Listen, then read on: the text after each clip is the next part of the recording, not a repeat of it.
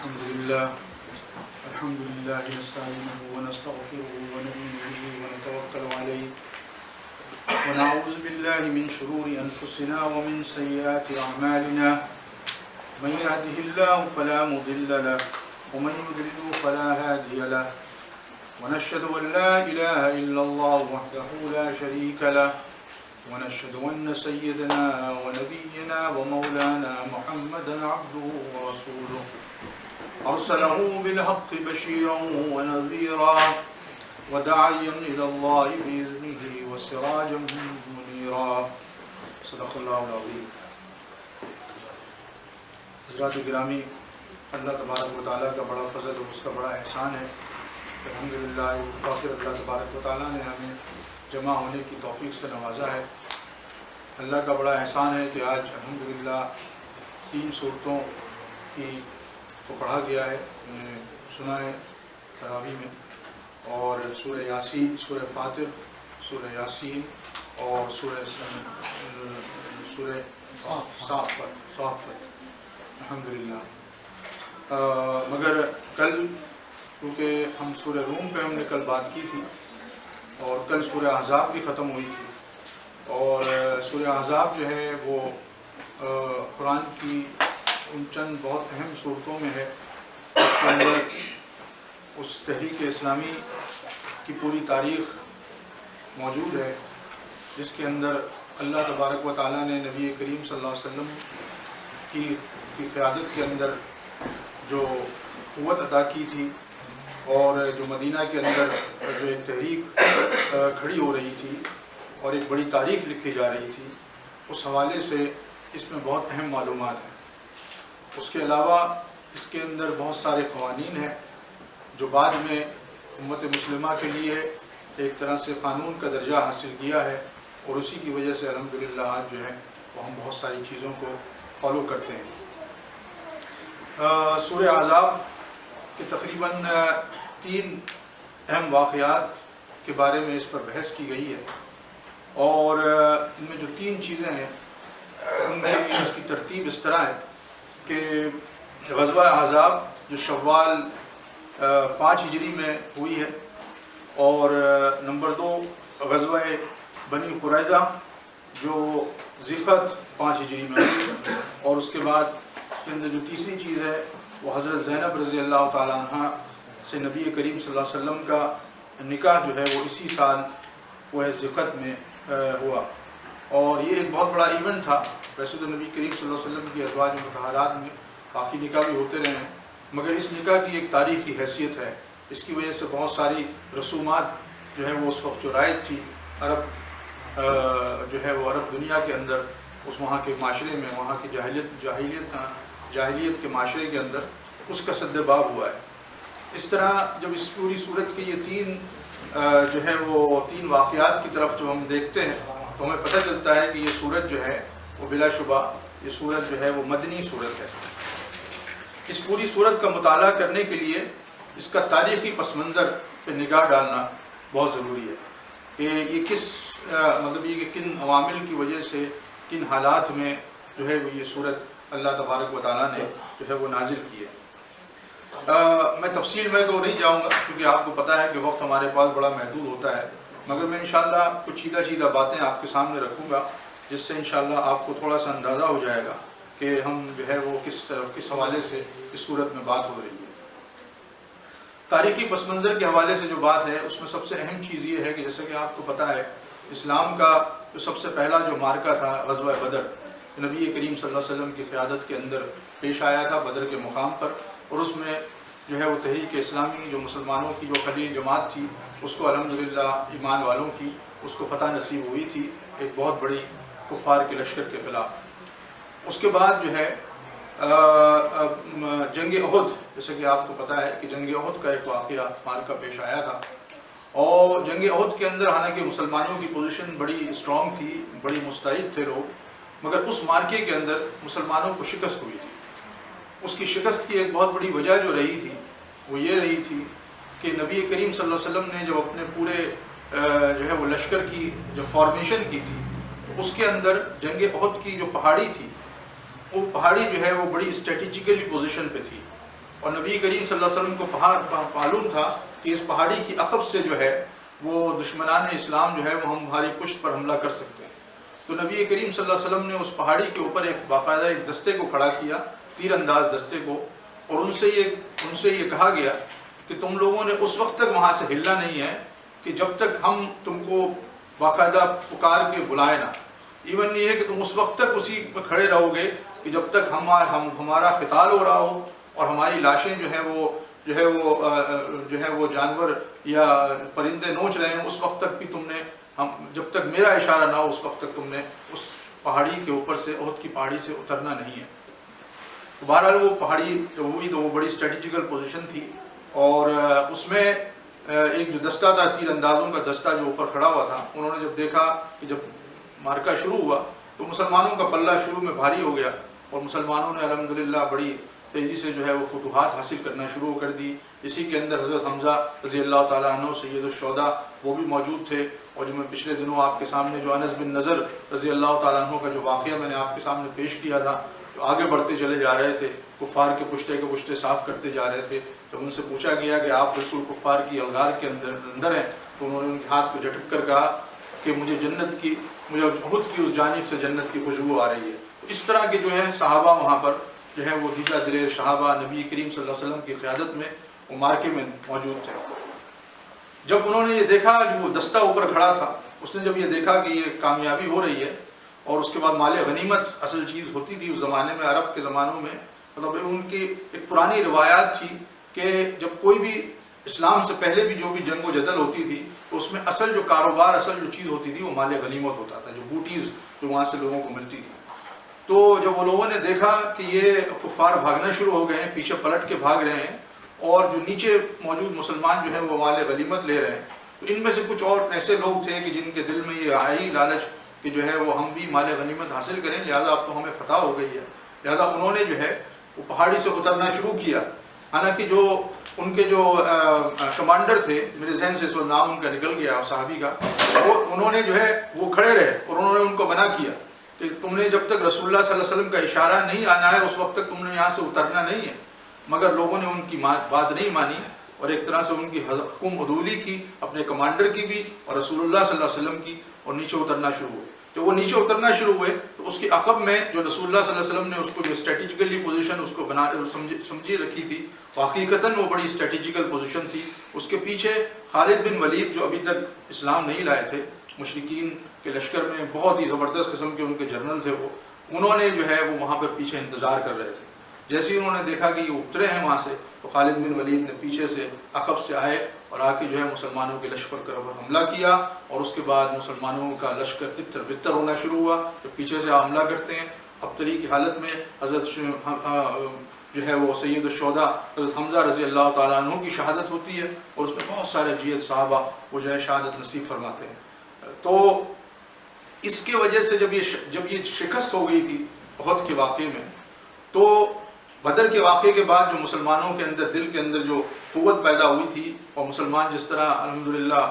جو ہے ان کے اندر ایک کانفیڈنس ہوا تھا، وہ جو ہے وہ اس کی وجہ سے، اس احد کی شکست کی وجہ سے وہ نیچے چلا گیا، اور اس کی وجہ سے جو آس پاس کے جو قبیلے تھے دوسرے، ان کے اندر بھی بڑی دیدہ دلیری ہو گئی، اور وہ بھی جو ہے وہ مسلمانوں کو کسی نہ کسی حوالے سے پریشان اور تنگ کرنا شروع کر دیا تھا۔ تو اس میں جب بہت سارے جو ارد گرد کے جو قبیلے تھے، انہوں نے جو ہے اس چیز کی تیاری شروع کر دی کہ کسی نہ کسی طرح مسلمانوں پہ اٹیک کیا جائے اور مدینے کی بستی کو جو ہے اس کا خلا خما کر دیا جائے۔ تو اس مدینے کے آس پاس کے جو قبیلے تھے، ان میں بہت سارے ایسے لوگ تھے جو کہ مطلب یہ کہ جو مشرکین تھے، کفار تھے، اور ان کی جو ہے وہ ایک طرح سے الائی تھے مکے کے مشرکین سے۔ مگر نبی کریم صلی اللہ علیہ وسلم کی فراست آپ صلی اللہ علیہ وسلم کی کہ وہ ان تمام چیزوں سے باخبر نہیں تھے، وہ جو ہے وہ پریمپٹیولی اپنی چیزوں کو کر رہے تھے، اور اس کے بعد انہوں نے باقاعدہ اپنے جو ہے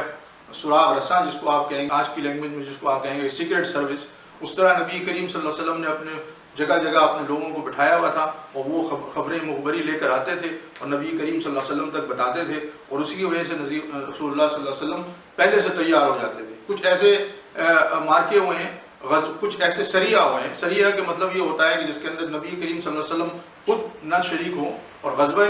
کا مطلب یہ ہوتا ہے کہ جس کے اندر نبی کریم صلی اللہ علیہ وسلم خود شریک ہوئے ہوں. تو اس طرح کے چھوٹے چھوٹے دستے نبی کریم صلی اللہ علیہ وسلم بھیجے مختلف علاقوں کے اندر, تاکہ پریمپٹیولی لوگوں کو جو ہے وہ ایک طرح سے افینسولی رہا جائے بلکہ ڈیفینسولی رہنے کے بجائے. اسی طرح مدینہ کے اندر ایک قبیلہ تھا بنو نصیر. وہ جو ہے وہ یہودیوں کا قبیلہ تھا, اور بڑے مضبوط قبیلے ان کے تھے, ان کی بڑی مضبوط گھاٹیاں وہاں پہ تھیں, یہ ساری چیزیں تھیں. تو انہوں نے باقاعدہ رسول اللہ صلی اللہ علیہ وسلم کو شہید کرنے کی جو ہے وہ سازش کی, اور یہ سازش جو ہے وہ فاش ہو گئی, رسول اللہ صلی اللہ علیہ وسلم تک پہنچ گئی. تو رسول اللہ صلی اللہ علیہ وسلم کیونکہ مدینہ کے اندر ان تمام قبیلوں سے جو ہے وہ ایک طرح سے رسول اللہ صلی اللہ علیہ وسلم جب وہاں پہنچے تھے مدینہ میں, تو یہودیوں کے جو قبائل تھے اور دوسرے جو قبائل تھے ان کے ساتھ جو ہے رسول اللہ صلی اللہ علیہ وسلم نے ایک طرح سے ایک میثاق, ایک پیکٹ کیا ہوا تھا, ایک معاہدے کیے ہوئے تھے. تو ایک طرح سے انہوں نے اس معاہدے کی خلاف ورزی کی تھی, اور رسول اللہ صلی اللہ علیہ وسلم کو, کیونکہ یہودیوں کے دل میں ہمیشہ سے اسلام کے بارے میں, نبی کریم صلی اللہ علیہ وسلم کے بارے میں جلن اور اڑن تھی. تو جب یہ پتہ چلا تو رسول اللہ صلی اللہ علیہ وسلم نے ان کو 10 دن کے اندر اندر کہا کہ یہ علاقے کو تم چھوڑ دو, اور اگر 10 دن کے بعد تمہارا کوئی بھی شخص یہاں پر نظر آئے گا تو اس کو قتل کر دیا جائے گا. تو جس وقت یہ رسول اللہ صلی اللہ علیہ وسلم نے یہ پروانہ اپنے ایلچی کے ذریعے بھجوایا, اس وقت مکے کے اندر آپ کو پتہ ہے منافقین موجود تھے, اور منافقوں کا سردار عبداللہ بن ابی, اس نے جا کر بنو نصیر سے کہا کہ وہ ہر طرح سے بہانے تلاش کر رہا تھا کہ کسی نہ کسی طرح جو ہے وہ مسلمانوں کے خلاف کوئی نہ کوئی یلغار کھڑی ہو, اور جو ہے وہ میں جو ہے, کیونکہ عبداللہ بن ابی جو ہے وہ بیسیکلی نبی کریم صلی اللہ علیہ وسلم کے آنے سے پہلے, رسول اللہ صلی اللہ علیہ وسلم کے مدینہ تشریف لانے سے پہلے اس کا بالکل تیار تھا, اور اس کو ایک طرح سے سمجھے کہ مدینے کی بادشاہت ملنے والی تھی. تو وہ ایک طرح سے اس کے دل میں یہ بھی جلن کڑن تھی. تو اس کی وجہ سے مگر وہ اسلام لے کر آ گیا تھا, مگر وہ منافقوں کا سردار تھا, وہ منافقین والی چیزیں کرتا تھا. اگر آپ اس کی تفصیل جا کے پڑھیں تو آپ کو بہت ساری چیزوں میں نظر آئے گا کہ وہ کتنا بڑا منافق تھا. اس کے بعد جب عبداللہ بن ابی نے کہا کہ تم ڈٹ جاؤ, اور جو ہے وہ تم اس علاقے کو مت چھوڑو, میں جو ہے وہ تمہارے لیے, تمہاری مدد کے لیے لشکر لے کر آؤں گا. اور اس کے بعد کچھ اور منافقین جو تھے انہوں نے بھی کہا کہ ہم تمہاری مدد کریں گے. تو جیسے ہی 10 دن ہو گئے تو نبی کریم صلی اللہ علیہ وسلم نے اس علاقے کا گھیراؤ کیا. تو اس علاقے کا گھیراؤ کیا تو کوئی بھی ان کی مدد کے لیے نہیں آیا. تو بالآخر انہوں نے جو ہے وہ اس علاقے کو چھوڑ دیا, اور وہ بنو نصیر جو ہے وہ وہاں سے نکل کر وہ دوسری کئی آبادیوں میں جا کر جو ہے وہ پھیل گئے. اس طرح یہ سب سے پہلا جو تھا رسول اللہ صلی اللہ علیہ وسلم نے اسٹریٹجیکلی ایک طرح سے یہودیوں کی پوری کی پوری آبادی کو وہاں سے نکالا. ابھی بھی یہودی کچھ اور دوسرے قبائل وہاں پہ موجود تھے. اس کے بعد ایک اور قبیلہ تھا جو مدینے سے تھوڑا باہر تھا, بنو غفتان کے نام سے, جس نے 4 ہجری شوال 4 ہجری کے اندر جو ہے وہ مدینہ کے اوپر حملہ کرنے کی کوشش کی تھی. تو رسول اللہ صلی اللہ علیہ وسلم نے, جیسے میں نے آپ کو کہا نا کہ رسول اللہ صلی اللہ علیہ وسلم پریمپٹیولی بہت ساری چیزیں کر رہے تھے, تو رسول اللہ صلی اللہ علیہ وسلم 400 کا لشکر لے کر وہاں پر پہنچے ہیں. جب وہ اس تیاری میں جب انہوں نے دیکھا کہ اچانک حملہ ہوا تو وہ سارے کے سارے لوگ جو ہیں وہ چتر بتر ہو گئے, پہاڑوں میں چھپ گئے اور ادھر ادھر چلے گئے. تو اس کے بعد جب احد کا جب واقعہ پیش آیا تھا تو ابو سفیان کو, جیسا کہ آپ کو پتہ ہے کہ اس میں شکست ہو گئی تھی, مگر ان کو سمجھ میں نہیں آیا. شکست ہونے کے بعد انہوں نے اس شکست کا پورے ثمر حاصل نہیں کر سکے. وہاں پر وہ مشرکین مکہ, وہ جو ہے وہ ابو سفیان واپس چلا گیا. اور جب وہ جانے سے پہلے اس نے نبی کریم صلی اللہ علیہ وسلم کو للکار کے کہا کہ میں جو ہے اگلے سال پھر تمہارے سے جو ہے وہ بدر کے مقام پر ہمارا مارکا ہوگا. ایک طرح سے چیلنج دیا. تو نبی کریم صلی اللہ علیہ وسلم نے اس چیلنج کو قبول کیا, اور انہوں نے کہا کہ ہم اگلے سال پھر تم سے بدر کے مقام پر ملیں گے. تو رسول اللہ صلی اللہ علیہ وسلم اس کے بعد وہ جو چیلنج دیا تھا 1500 کا لشکر لے کر بدر کے مقام پر رسول اللہ صلی اللہ علیہ وسلم پہنچ گئے, اور اس کے بعد وہاں پر بدر کے مقام پر رہے موجود. وہاں پر ایک غیر مسلم تھا, اس نے رسول اللہ علیہ وسلم کے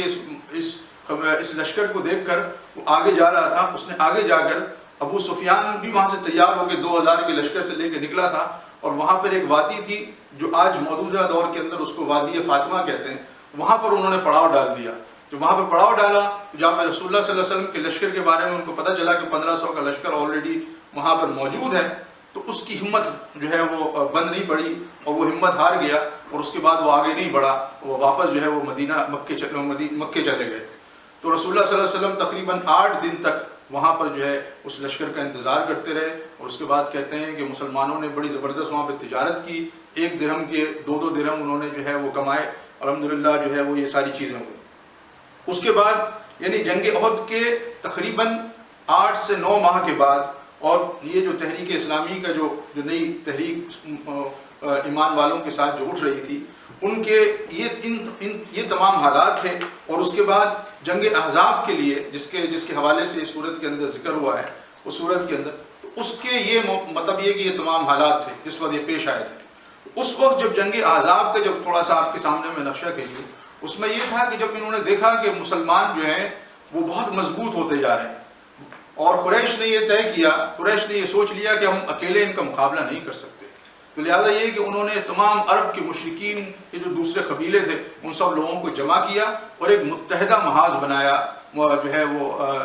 تحریک اسلامی مسلمانوں کے خلاف۔ اور اس کے بعد وہ تمام کی یہ سارے بنو نذیر جن کو رسول اللہ صلی اللہ علیہ وسلم نے باہر نکالا تھا، اور بنو غطفان، اور یہ سارے لوگ مل جل کر، اور باقی دوسرے بنو اسد اور یہ سارے قبیلوں کو جمع کر کے انہوں نے جو ہے کہا کہ ہم ایک لفظ جو ہے وہ ایک الغار کریں گے۔ اور مدینے کی چھوٹی سی بستی تھی بیسیکلی، اگر آپ اس کا نقشہ کبھی دیکھیں، جا کے پرانے اگر نقشہ آپ نکال کے دیکھیں اس میں آپ کو پتہ چل جائے گا کہ بہت چھوٹی سی بستی تھی، اور اتنا بڑا لشکر جو ہے وہ وہاں پر پورا متحدہ لشکر جو ہے وہ آیا۔ اور وہ تو نبی رسول اللہ صلی اللہ علیہ وسلم کو، جیسے میں نے آپ سے کہا کہ رسول اللہ صلی اللہ علیہ وسلم باخبر رہتے تھے ہر چیزوں سے، ان کو بالکل ایک دم وہ بے خبر نہیں بیٹھے ہوئے تھے، ان کو سارے حالات کی بڑی اچھی طرح خبر تھی۔ اور اس کی سب سے بڑی وجہ یہ تھی کہ رسول اللہ صلی اللہ علیہ وسلم دین اسلام کی فتوحات تو چاہتے تھے، اللہ کا دین غالب کرنا تو چاہتے تھے، مگر ان کے دل کے اندر جو سب سے بڑا بوجھ تھا وہ یہ تھا کہ مدینے کے لوگوں نے جو ان کو پناہ دی ہے ایک طرح سے، ان کے اوپر ایک بہت بڑا قرض رسول اللہ صلی اللہ علیہ وسلم کے دل کے اوپر ہوتا تھا۔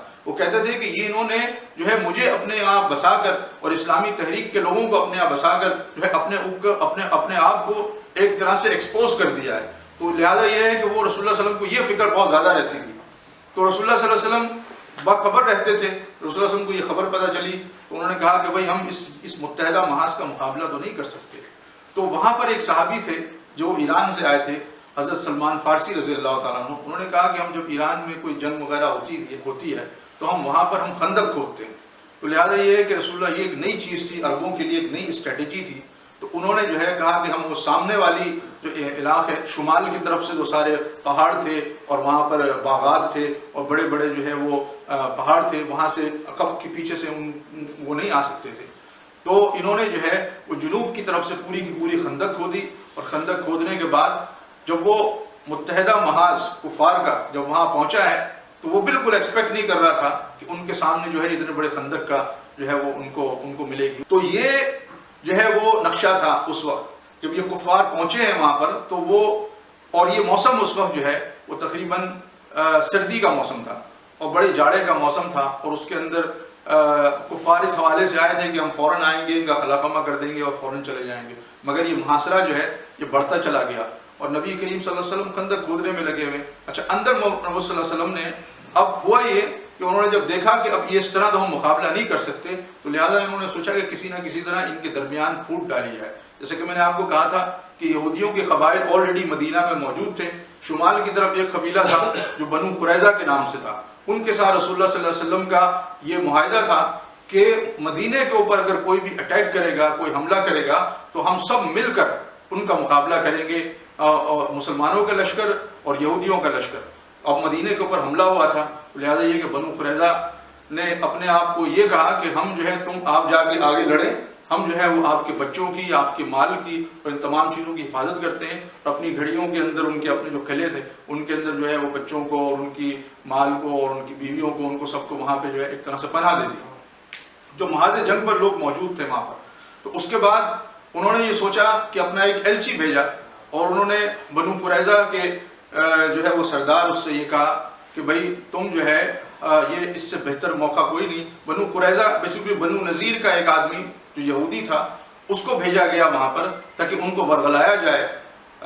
بنو قریظہ کے لوگوں کو، اور اس نے یہ کہا کہ آپ جو ہے یہ اس سے بہتر موقع اور کوئی ہمیں ملے گا نہیں کہ محمد کی فوج کو ختم کرنے کے لیے ایک ہی دفعہ میں اس کو خلا فما کرنے کے لیے اتنی بڑی فوج میں لے کر جمع کر کے آ گیا ہوں، لہٰذا یہ کہ تمہیں ہمارا ساتھ دینا ہوگا اور اندر سے تم پیچھے سے عقب سے حملہ کرو۔ تو انہوں نے کہا کہ بھئی ہمارا محمد صلی اللہ علیہ وسلم کے ساتھ جو ہے وہ معاہدہ ہے، لہذا انہوں نے مکمل طور پہ انکار کر دیا۔ تو انہوں نے کہا کہ دیکھو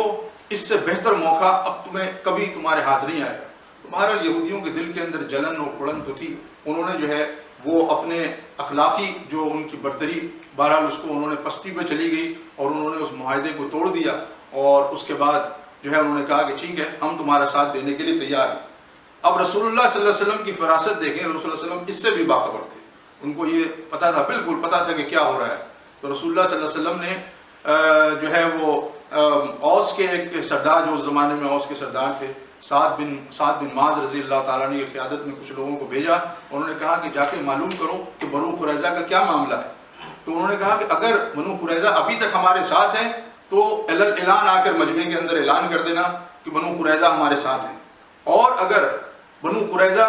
نے اگر ہمارے ساتھ جو ہے وہ بدعہدی کی ہے تو خاموشی سے آ کے مجھے بتا دینا۔ اس کے بعد جو ہے کیونکہ ان کو پتہ ہے کہ مسلمانوں کے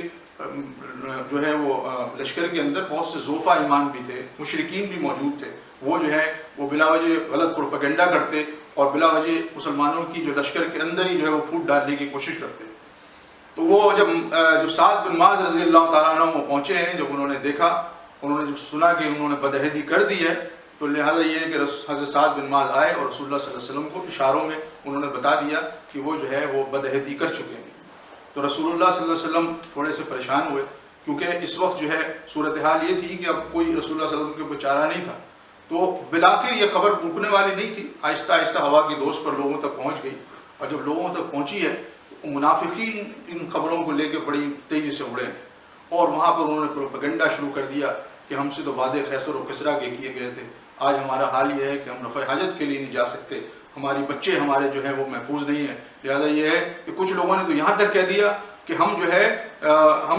جا کے اپنے بچوں کی اور اپنے مال اولاد کی جو ہے فکر کریں، اور جو ہے رسول اللہ صلی اللہ علیہ وسلم کو جو ہے یہ کفار کے لشکر کے حوالے کر کے اپنی جان بخشی کروائیں، یہاں تک کچھ لوگوں نے۔ مگر وہاں پہ جن لوگوں کے اندر ایمان تھا، آگے آئے گی بات تھوڑی سی تفصیل کے ساتھ، تو ان لوگوں کے ایمان تھا، انہوں نے جو ہے وہ رسول اللہ صلی اللہ علیہ وسلم کے ساتھ ڈٹے رہے۔ تو یہاں پر لوگوں کے ایمان، جو لوگ جن کے اندر ایمان تھا وہ اوپر نظر آیا، اور جن لوگوں کے اندر ایمان نہیں تھا وہ جو ہے انہوں نے اپنی کمزوری وہاں پر جو ہے وہ دکھائی۔ اس کے بعد جب یہ چیزیں ہو رہی تھی، رسول اللہ صلی اللہ علیہ وسلم جیسا کہ میں نے آپ کو کہا کہ بنو غطفان کے ساتھ جو ہے رسول اللہ صلی اللہ علیہ وسلم ایک معاہدہ کرنا چاہتے تھے۔ انہوں نے یہ کہا کہ یہ جنگ کو کسی نہ کسی طرح ان کے درمیان اس متحدہ محاذ کو توڑا جائے۔ تو آپ نے ایک ایلچی بھیجا، انہوں نے کہا کہ بنو غطفان ہم جو ہے مدینے کی جو جتنے بھی فصل ہے، جو پھل ہیں، اس کی جو ہے 1/3 حصہ ہم تم کو دیتے ہیں، وہ لو، اور تم جو ہے یہ اس لشکر کو چھوڑ کے وہ اپنے اپنے علاقوں میں چلے جاؤ۔ تو یہ بھی پیکٹ رسول اللہ صلی اللہ علیہ وسلم بنا ہی رہے تھے۔ تو اوس خزرج کے جو انصاری سردار تھے، سعد بن معاذ رضی اللہ تعالیٰ عنہ اور سعد بن جبل رضی اللہ تعالیٰ عنہ، انہوں نے کہا کہ رسول اللہ صلی اللہ علیہ وسلم یہ جو آپ پیکٹ کر رہے ہیں یہ آپ کی اپنی خواہش ہے یا آپ کو رسول اللہ کی طرف سے حکم ہوا ہے؟ تو رسول اللہ صلی اللہ علیہ وسلم نے کہا کہ یہ میری اپنی خواہش ہے، کیونکہ میں جو ہے آپ لوگوں کو بچانا چاہتا ہوں۔ تو معاذ بن جبل رضی اللہ تعالیٰ عنہ نے کہا، سعد بن معاذ رضی اللہ تعالیٰ عنہ نے کہا کہ آپ جو ہے جس وقت ہم مشرک تھے اس وقت بھی ہم سے یہ ایک حربہ نہیں لے سکے، تو آج تو ہم اللہ اور اس کے رسول کے ساتھ ہیں، لہٰذا یہ کہ ہمارا فیصلہ جو ہے یہ اب تلوار ہی کرے گی، اور اس کے علاوہ آپ جو ہیں یہ اس معاہدے کو بالکل ختم کر دیں۔ اور انہوں نے اسی وقت، کیونکہ معاہدے پہ بھی دستخط نہیں ہوا تھا، اسی وقت اپنی تلوار سے اس معاہدے کو چاک کر دیا۔ تو اب رسول اللہ صلی اللہ علیہ وسلم بہرحال پریشان تھے۔ تو ایک اور اللہ تبارک و تعالیٰ کی طرف سے جو سبیل نکلی وہ یہ نکلی کہ بنو غطفان کے ایک شخص جو مسلمان ہو چکے تھے، جن کا نام تھا نعیم بن مسعود رضی اللہ تعالیٰ عنہ، وہ جو ہے وہ آئے رسول اللہ صلی اللہ علیہ وسلم کی خدمت میں حاضر ہوئے، اور انہوں نے کہا کہ اللہ کے رسول صلی اللہ علیہ وسلم میں مسلمان ہو گیا ہوں، مگر میرے قبیلے کے اور کسی کو یہ نہیں پتا ہے کہ میں مسلمان ہو گیا ہوں، تو لہٰذا یہ ہے کہ آپ چاہیں تو میری خدمت حاضر ہے، اگر آپ مجھ سے کچھ خدمت لے سکیں۔ تو اللہ کے رسول نے کہا کہ جاؤ تم جا کے کفار کے اور بنو قریظہ کے درمیان پھوٹ ڈالو۔ اور اسی وقت رسول اللہ صلی اللہ علیہ وسلم نے کہا کہ جنگی حکمت عملی کے طور پر جو ہے وہ جنگ کے اندر دھوکے بازی کرنا جو ہے وہ جائز ہے جنگی میدان میں۔ تو لہٰذا یہ ہے کہ جو ہے وہ نعیم بن مسعود رضی اللہ تعالیٰ عنہ سب سے پہلے وہ پہنچے بنو قریظہ کے پاس، ان کے ساتھ ان کا بڑا خلط ملت تھا، بڑے اچھے تعلقات تھے لوگوں کے ساتھ۔ انہوں نے جا کے کہا کہ دیکھو وہ لوگ تو ڈھیلے پڑ رہے ہیں، وہ تو کسی بھی وقت جا سکتے ہیں کیونکہ اتنا لمبا محاصرہ ہو گیا ہے، وہ زیادہ عرصے تک تو رک نہیں سکتے. لہٰذا یہ ہے کہ تمہیں تو یہی رہنا ہے مدینے کے اندر. اگر فرض کرو کہ اگر وہ چلے گئے چھوڑ کر اور تم نے یہ اپنا معاہدہ ختم کر دیا تو پھر تمہارے ساتھ مسلمان جو حشر کریں گے وہ تمہیں معلوم نہیں ہے. تو انہوں نے یہ کہا کہ تم ان سے ایسے کرو. انہوں نے کہا کہ ہم کیا کریں؟ انہوں نے کہا کہ تم ایسے کرو کہ تم ان سے کہو کہ ہم جو ہے جنگ کرنے کے لیے تیار ہیں، اخب پہ پیچھے سے حملہ کرنے کے لیے تیار ہیں، مگر تم اپنے کچھ اہم آدمی ہمارے پاس یرغمال رکھواؤ، اسی صورت میں جو ہے ہم جو ہے وہ جنگ کرنے کے لیے تیار ہوں گے. یہ بات انہوں نے بنو قریظہ کے دل میں ڈالی اور دوسری طرف پھر وہ پہنچے وہاں پر متحدہ محاذ کے پاس جو کفار اور بنو غطفان اور قریش کا جو لشکر تھا. انہوں نے کہا کہ دیکھو بنو قریظہ والے تو ڈھیلے پڑتے جا رہے ہیں، تو لہٰذا یہ ہے کہ تم ایسا کرو کہ جو ہے وہ ہو سکتا ہے کہ تم سے کچھ آدمی مانگے وہ کرنے کے لیے، تو لہٰذا ان سے جو ہے ان کو جو ہے وہ جب تم سے آدمی مانگیں تو ان کو آدمی مت دینا. جب بھی انہوں نے ان کو آدمی دیے وہ آدمی جو ہے محمد صلی اللہ علیہ وسلم کے حوالے کر دیں گے اور اس کے بعد جو ہے وہ تمہارا جو ہے وہ خلا خما ہو جائے گا. تو اس کے بعد انہوں نے کہا کہ ٹھیک ہے. وہ اس بات کے شرط کو مان گئے بنو قریظہ یہ متحدہ محاذ کے لوگ. انہوں نے کہا کہ بھائی ہم یہ 25 دن کا محاصرہ تقریباً ہو چکا تھا. انہوں نے کہا کہ ہم اتنے لمبے محاصرے سے تنگ آ چکے ہیں، لہٰذا ہم ایک بار جو ہے وہ حملہ کرنا چاہتے ہیں. انہوں نے بنو قریظہ کو پیغام بھجوایا کہ تم پیچھے سے حملہ کرو، ہم آگے سے جو ہے حملہ کرتے ہیں اور ہم جو ہے یہ بس اس کا کام تمام کرتے ہیں. تو جب بنو قریظہ کے پاس ان کا کیلچی پہنچا تو وہی بات جو نعیم بن مسعود رضی اللہ تعالیٰ عنہ نے ان سے کہی تھی، ایگزیکٹلی وہی بات انہوں نے کہی کہ تم اپنے آدمی کچھ ہمارے پاس رغمان رکھو. اسی وجہ سے تو ان کی یہ بات سمجھ میں آ گئی کہ یہ بات جو ہے نعیم بن مسعود نے جو کہی تھی حقیقت میں یہ بالکل ٹھیک ہے. تو بالآخر وہ بھی پست ہو گئے، ان کے اندر بھی پست ہمتی ہو گئی. تو ابھی اس وقت یہ تمام چیزیں چل رہی تھی. ایک دن جو ہے وہ اچانک رات کے وقت اتنی شدید قسم کی اللہ تبارک و تعالیٰ کی طرف سے آندھی آئی، جیسے کہ میں نے آپ جاڑے کا موسم تھا اور اتنا اندھیرا ہوا کہ تاریخ کے الفاظ لکھتے ہیں کہ اس کے اندر جو ہے لوگوں کو ہاتھ نہیں نظر آ رہے تھے. اور اس کے بعد زبردست قسم کی آندھی آئی اور ان کے جو ہے وہ خیمے جو ہے وہ سارے کے سارے الٹ گئے، پورے لوگ تتر بتر ہو گئے. اور ویسے وہ دل برداشتہ تھے کیونکہ 25 دن کا محاصرہ، سردی الگ، اور اس کے بعد لوگوں کے لیے کھانے پینے کا کوئی اچھا انتظام نہیں اور لوگ جو بھوکے ہو رہے تھے وہاں پر، اس کی وجہ سے بھی دل برداشتہ ہو رہے تھے. جانوروں کے لیے چارہ ختم ہو گیا تھا. تو بالآخر جب رسول اللہ صلی اللہ علیہ وسلم جب صبح اٹھے ہیں اور ان کی لشکر جب اٹھا ہے تو انہوں نے دیکھا کہ پورا کا پورا میدان جو ہے وہ خالی ہے. تو رسول اللہ صلی اللہ علیہ وسلم نے اس پر اعلان کیا کھڑے ہو کے کہ لوگوں سنو، اب آج کے بعد تمہارے اوپر قریش کبھی چڑھ کے نہیں آئیں گے، کیونکہ آج جو انہوں نے آخری مارکہ کر لیا تھا اور پھر تاریخ نے یہی ثابت کیا کہ اس کے بعد ان میں سے کسی عرب لشکر کی یہ ہمت نہیں ہوئی کہ وہ دوبارہ مدینہ کی طرف جو ہے وہ میلی آنکھ سے دیکھ سکے. اس صورت کے اندر میں جلدی سے تھوڑا سا بتا دوں کہ اس کے اندر جو جتنے بھی رکوعات ہیں اس کے اندر جو سب سے پہلی جو چیز وہ بتائی جاتی ہے وہ اس کے اندر یہ ہے کہ تاریخی پس منظر اگر جیسے کہ میں نے آپ سے کہا کہ اس کو دیکھا جائے تو لگتا یہ ہے کہ اس کے پہلے رکوع کے اندر پتہ چلتا ہے کہ یہ اس کی پہلی آیات جنگ خندق، جنگ احزاب سے پہلے، اس کا جنگ خندق بھی کہتے ہیں، اس سے پہلے جو ہے وہ نازل ہوئی، جس کے اندر جو جاہلیانہ جو عوام تھے اس وقت وہاں پر ان کو ختم کرنے کے لیے وہ صورتیں تھیں. جس کے اندر ایک یہ تھا کہ جو متمنا جو ہے وہ بیٹا جو ہوتا ہے جس کو لے پالک کہتے ہیں، حضرت زید بن حارثہ رضی اللہ تعالیٰ عنہ، انہوں نے رسول اللہ صلی اللہ علیہ وسلم کو ایک طرح سے رسول اللہ صلی اللہ علیہ وسلم نے اپنا بیٹا بنایا ہوا تھا ان کو، اور لوگ ان کو زید بن محمد کہا کرتے تھے. تو یہ ایک بڑی خراب رسم تھی اور یہ عربوں میں رائج تھی کہ جو اپنا لے پالک بیٹا ہوتا تھا اس کو بالکل اپنے اصلی بیٹے کی طرح لوگ ٹریٹ کرتے تھے. وہاں پر اس کی بہنوں کے ساتھ اس باپ کی جو بیٹیاں تھیں اس کے ساتھ اس کی شادی نہیں ہو سکتی تھی، اس کی ماں کے ساتھ، مطلب ایک طرح سے بالکل وہ تمام کے تمام جو رشتے تھے جو ایک بھائی کے حوالے سے ہوتے ہیں وہ یا بیٹے کے حوالے سے ہوتے ہیں یا وہ جو ہے وہ سارے کے سارے حرام ہو گئے تھے. تو اللہ تبارک و تعالیٰ اس رسم کو جو ہے وہ ختم کرنا چاہتا تھا. ایک اور رسم وہاں تھی، وہاں پر ایک رسم یہ تھی جس کو زہار کہتے تھے. اس کے اندر یہ تھا کہ اگر کسی وقت بعض دفعہ عورت مرد میں جب لڑائی ہو جائے تو جو مرد جو ہے وہ بعض دفعہ غصے میں آ کر اپنی بیوی کو کہہ دیتا تھا کہ تیری پیٹھ جو ہے میری ماں کی طرح ہے. جب اس نے یہ کہہ دیا اس کا مطلب یہ ہے کہ وہ اس کے لیے ماں بن جاتی تھی اور ایک طرح سے سمجھیں کہ وہ اس کے لیے حرام ہو جاتی تھی. تو یہ بھی ایک ایسی رسم تھی جس کو قرآن نے یہاں پر ایڈریس کیا ہے کہ جو ہے وہ تمہارے ان حرکتوں کی وجہ سے تمہاری بیوی تمہاری ماں نہیں بن سکتی، اور اس کے بعد تمہارا حقیقی بیٹا ہی حقیقی بیٹا ہے اور تمہارا لے پالک بیٹا جو ہے وہ تمہارا بیٹا نہیں ہو سکتا. تو اسی وجہ سے رسول اللہ صلی اللہ علیہ وسلم کی جو ہے وہ حضرت زینب رضی اللہ تعالیٰ عنہ سے جو ہے ان کا نکاح ہوا تھا، حضرت زید بن حارثہ کا، اور رسول اللہ صلی اللہ علیہ وسلم نے خود ان کا نکاح کروایا تھا. تو اللہ تبارک و تعالیٰ ان کے بارے میں کہتے ہی ہیں کہ ان دونوں کی بن نہیں رہی تھی، کیونکہ زید بن حارثہ جو ہیں وہ ایک آزاد کردہ غلام تھے اور حضرت زینب رضی اللہ عنہ بڑے خاندان کی خاتون تھی، تو وہ ان دونوں کے درمیان نباہ بھی نہیں ہو رہا تھا اور تعلقات بھی دونوں کے خراب تھے. تو ان کی جو ہے وہ طلاق ہو گئی تھی. جب ان کی طلاق ہوئی تو اللہ تبارک و تعالیٰ نے اس صورت کو کے اظہار میں یہ کہا کہ آپ جو ہے زینب رضی اللہ تعالیٰ عنہ سے شادی کر لیں، جو رسول اللہ صلی اللہ علیہ وسلم جو نہیں چاہتے تھے، کیونکہ ان کو پتا تھا کہ معاشرے میں آلریڈی بہت سارے لوگ منافقین پروپیگنڈا کر رہے ہیں میرے خلاف، تو ان کو یہ موقع مل جائے گا کہ سب کے لیے. تو رسول اللہ صلی اللہ علیہ وسلم کی اس وقت 4 بیویاں موجود تھیں ازواج مطہرات میں، تو یہ 5ویں بیوی کے حوالے سے. اور اس کے بعد یہ ایک اور رسم کہ اپنی بہو بیسکلی جو ہے وہ ایک طرح سے بہو وہاں کے معاشرے کے لحاظ سے وہ بہو کہلاتی ہے، اپنی بہو سے جو ہے انہوں نے شادی رچا لی، نعوذ باللہ. تو یہ جو ہے اس رسم کو توڑنے کے لیے یہ اتنی مضبوط رسم تھی کہ اس کو اگر کوئی توڑ سکتا تھا تو وہ رسول اللہ صلی اللہ علیہ وسلم جو ہے جن کی اتباع ہم کرتے ہیں وہی توڑ سکتے تھے. اور اگر اس رسم کو ویسے ہی اگر قرآن کے اندر انکار قرار دے دیا جاتا، ویسے ہی اگر منع کر دیا جاتا تو اس سے کام نہیں چلتا. لوگ بالآخر ہو سکتا ہے کہ لوگ ویسے کہہ دیتے، مگر بالآخر ان تمام چیزوں کو پھر بھی لوگ لے کے چلتے رہتے. اس کے بعد جو اس کا دوسرا اور تیسرا رکوع جو ہے اس کے اندر جنگ احزاب اور جنگ جو ہے بنو قریظہ کے بارے میں. بنو قریظہ کے بارے میں آخری بات یہ میں بتا دوں کہ بنو قریظہ نے جو ہے جب یہ بدعہدی کی تھی،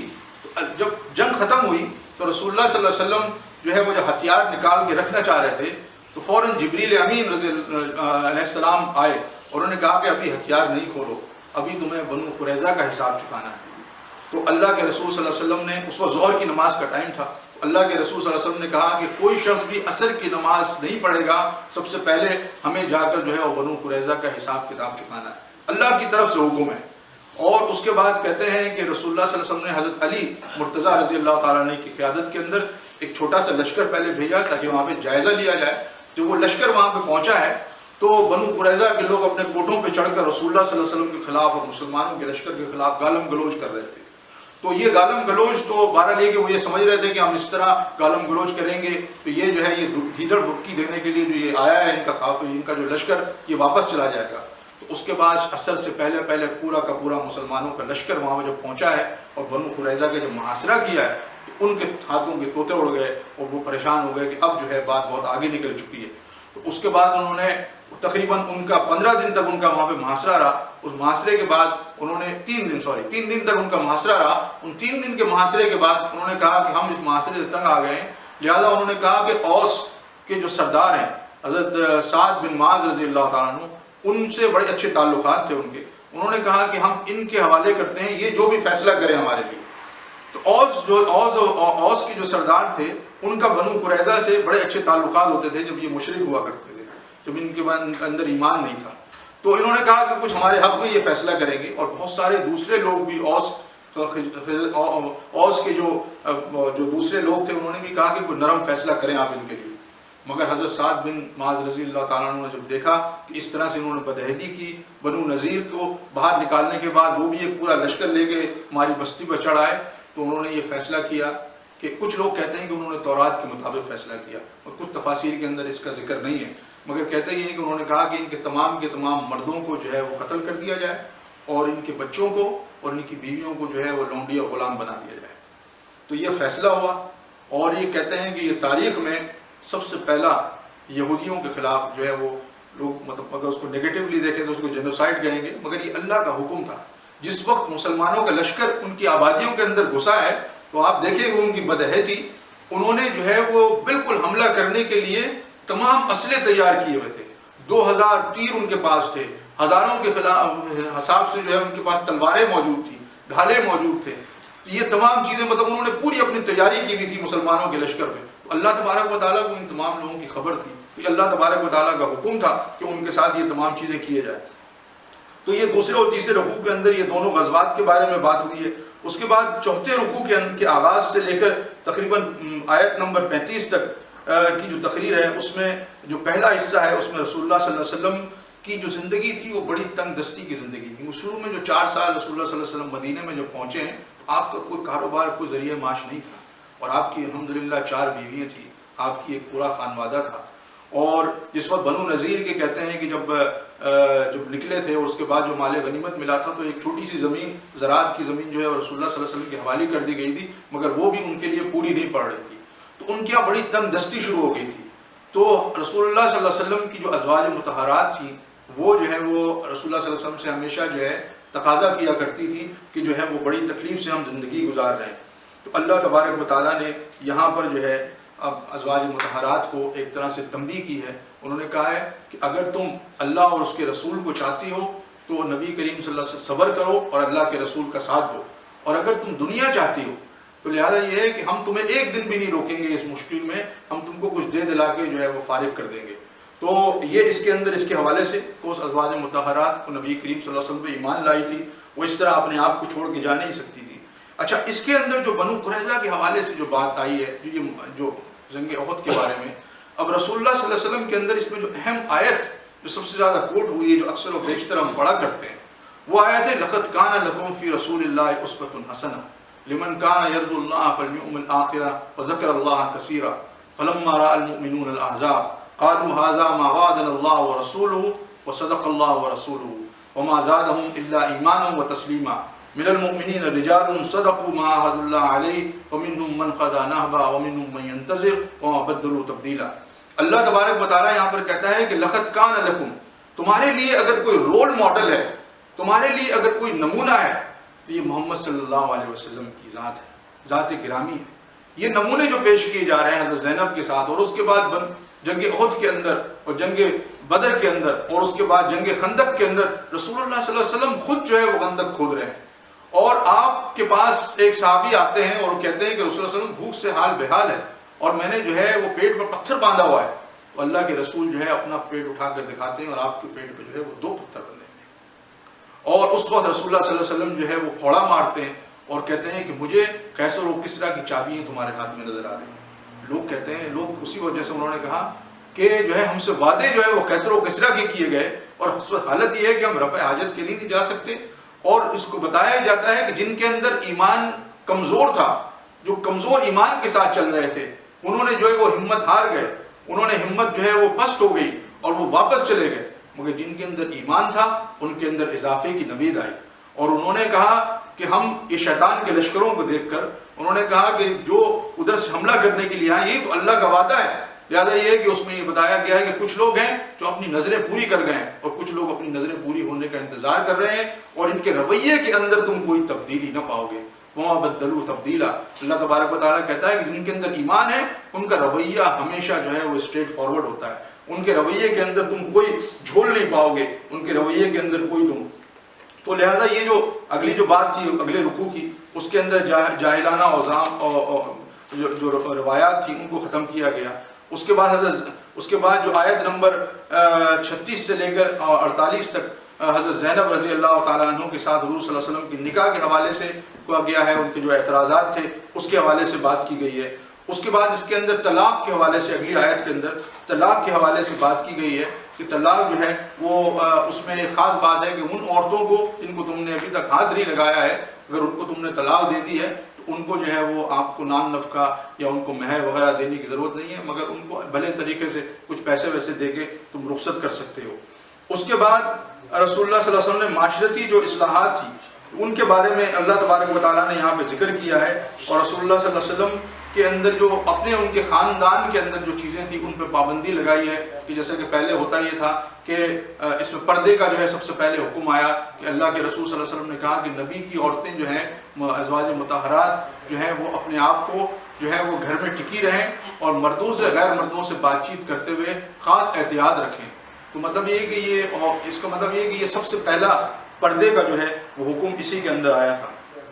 اس کے بعد جو ہے وہ عام معاشرے کے اندر جب یہ چیمو گوئیاں ہو رہی تھی رسول اللہ صلی اللہ علیہ وسلم کے بارے میں کہ جو وہ نکاح کر لیا گیا تھا، تو اس وقت اللہ تبارک و تعالیٰ بہت سارے اہل ایمان بھی اس کمزوری میں آ گئے تھے. انہوں نے بھی یہ سوچا کہ ہمیں تو 4 شادیوں کی اجازت ہے اور رسول اللہ صلی اللہ علیہ وسلم نے خود جو ہے وہ 5ویں شادی رچا لی ہے. تو اس پہ بہت سارے اہل ایمان نے بھی باتیں شروع کر دی تھی. اللہ تبارک و تعالیٰ نے کہا کہ تم جو ہے وہ غیر مسلموں اور کفار اور منافقین کے پروپیگنڈے میں آ کے اپنے ایمان کو خراب نہیں کرو، بلکہ تم اللہ کے رسول پر زیادہ سے زیادہ درود بھیجو. اسی صورت کے اندر اللہ تبارک و تعالیٰ نے کہا ہے ان اللہ و ملائکتہ یصلون علی النبی یا ایھا الذین آمنوا صلوا علیہ وسلموا تسلیما. اللہ تبارک و تعالیٰ نے کہا کہ صحابہ کے لیے کہ آپ جو ہے زیادہ سے زیادہ نبی کریم صلی اللہ علیہ وسلم کے اوپر جو ہے وہ درود بھیجیں. آخری میں جو ہے اس صورت کے اندر جو چیزیں ہیں وہ یہ بتائی گئی ہیں کہ وہ جو افواہیں جو پھیلتی ہیں، وسپرنگ جو کہتے ہیں نا، وسپرنگ کمپین، اس کے حوالے سے جو ہے اس کی تنبیہ کی گئی ہے. اور اللہ تبارک و تعالیٰ نے کہا ہے کہ یا ایھا الذین آمنوا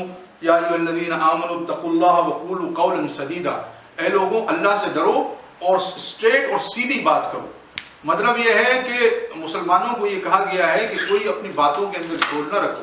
کوئی آدمی تمہارے سامنے کوئی بات لے کر آئے تو پہلے اس کی تصدیق کرو اور اس کے بعد اس بات کو آگے بڑھاؤ. تو لہٰذا یہ ہے کہ یہ اس پوری صورت کا ایک طرح سے میں نے آپ کے سامنے نقشہ کھینچا ہے، اور اس کے اندر بہت تفصیلات ہیں، اور اس کے بعد تصاویر بڑی بڑی لکھی گئی ہیں. یہ انتہائی اہمیت کی حامل صورت ہے، اور میں آپ لوگوں سے یہ کہوں گا کہ اس کو جا کر آپ پڑھیں، اس کی تفاسیر پڑھیں. آپ کو پورا کا پورا مطلب یہ ہے کہ یہ جنگ احزاب کے بعد، جنگ احزاب جو جنگ خندق تھی، اس کے بعد جو اسلام کا عروج شروع ہوا ہے، وہیں سے اللہ تبارک و تعالیٰ نے جو ہے وہ امت مسلم جو ہے وہ اسلامی تحریک کو، اہل ایمان کو کامیابیاں دینا شروع کی تھی. اور وہ کامیابیاں جو ہیں وہ کیسر و کسریٰ کے جو وعدے کیے گئے تھے، وہ کیسر کی جو چابی کے وعدے کیے تھے رسول اللہ صلی اللہ علیہ وسلم، وہ چابی ہمارے پاس موجود ہے. وہ اللہ تبارک و تعالیٰ وہ یہ تمام علاقے اسلامی دنیا کے اندر شامل ہیں، ایران ہے، اس قسطن دنیا ہے، یہ سارے لوگ جو ہیں وہ اسلام کے اندر شامل ہیں. تو لہٰذا یہ ہے کہ نبی کریم صلی اللہ علیہ وسلم کی یہ تمام پیشنگوئی جو ہے وہ اللہ کی طرف سے ہوتی تھی. تو اللہ تبارک و تعالیٰ سے آج وقت بہت زیادہ ہو گیا ہے. اللہ تبارک و تعالیٰ سے دعا ہے کہ جو کچھ ہم نے سنا ہے، جو کچھ ہم نے پڑھا ہے، اس پر ہم عمل کرنے کی توفیق عطا فرمائے، اور ہمیں قرآن سے زیادہ جو ہے وہ اس کو سمجھنے اور اس کو اپنے دل میں اتارنے کی توفیق عطا فرمائے. اقول قولی ھذا واستغفر اللہ لی ولکم ولسائر المؤمنین. آخر دعوانا الحمد للہ رب العالمین.